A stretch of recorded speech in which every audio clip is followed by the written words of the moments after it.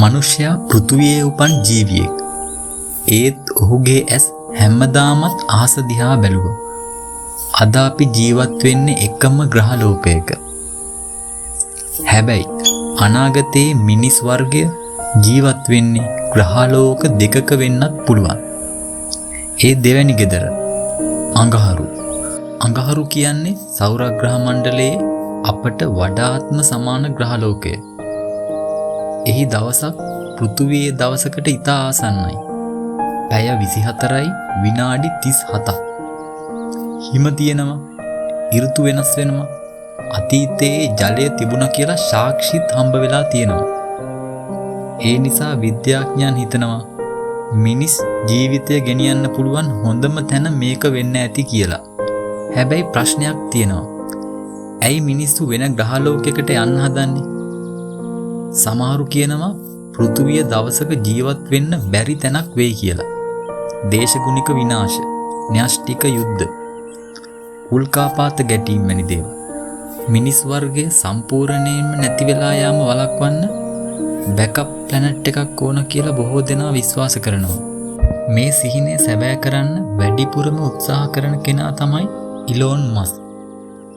ඔහුගේ සමාගම SpaceX ස්ටාර්ෂිප් rocket එක හදනවා. ඒකේ අරමුණු එකයි මිනිස්සු අඟහරුට ගෙනියන එක. ඔහු කියන විදියට අනාගතයේ දවසක අඟහරු මත නගරයක් ඇති වෙයි. දහස් ගණන් මිනිස්සු එහි ජීවත් වෙයි. හැබැයි අඟහරු කියන්නේ රතු පාට අපායක් වගේ තැනක්. එහි වායුගෝලය ඉතා තුනී. හුස්ම ගන්න ඔක්සිජන් නැහැ.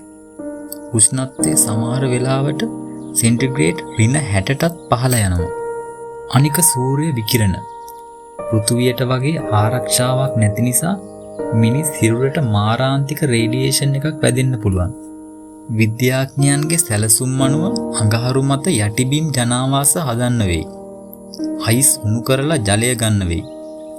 ශාක වවන්න ග්‍රීන් හවුස් හදන්න වෙයි. ඒත් ලොකුම ප්‍රශ්නය මනස. පෘථුවියෙන් කිලෝමීටර් මිලියන ගණනක් ඈත රතු පාට පාළු ලෝකයක අවුරුදු ගණනක් ජීවත් වෙන එක. මනුෂ්‍ය මනසට කොච්චර අමාරු වෙයිද? අඟහරු ජනාවාස කිරීම මේක තවම සිහිනයක්.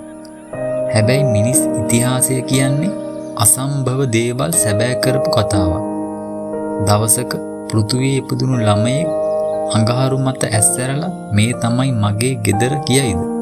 ඒ දවස සමහර විට අපි හිතනවට වඩා ළඟ ඇති. මේ වගේ රහස් විද්‍යාත්මක සහ අපිරහස් කතා තවත් බලන්න අටයිතිය channel එක subscribe කරන්න, bell icon එකත් on කරන්න.